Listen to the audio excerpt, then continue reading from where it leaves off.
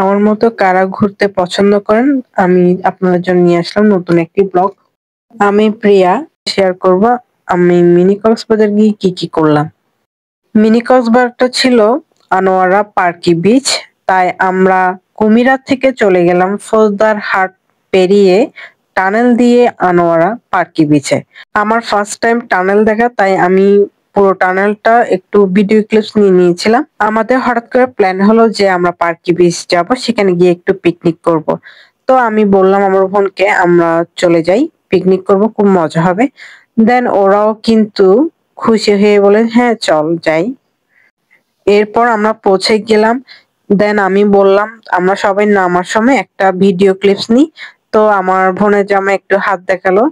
দেন সেদিন কিন্তু একটু মেঘলা ছিল কিন্তু তেমন একটা ঠান্ডা লাগেনি, হালকা হালকা বাতাসও ছিল।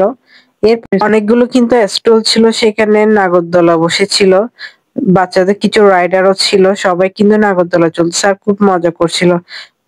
তারপর আমরা সবাই চলে গেলাম সমুদ্রে, একটু ছবি তুললাম, পা ভিজালাম, একটু ভিডিও নিলাম। যখন ঢেউগুলো আসছিল এত ভালো লাগছিল, ঘোড়ায়ও চড়েছিলাম। দেন আমার বোনের জামাই একটা ছবি ক্লিপ নিচ্ছিল, পিচ্চি একটা আমাদের সাথে গিয়েছিল, পিচ্চিটাও সুন্দর করে ছবি তুলছে। দেন আমরা একটু ঝাউ গাছের ওখানে গেলাম, গিয়ে একটু ছবি তুললাম।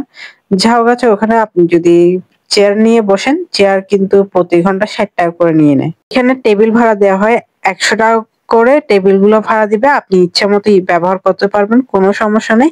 আর যদি আপনি নিচে বসে পিকনিক করতে চান তাও পারবেন। এখানে খাবার কিন্তু খুব দাম ছিল, 130 টাকা দিয়ে শুটকি ভর্তা কিনেছিল, কিন্তু শুটকি ভর্তাগুলো একটু স্বাদ ছিল না।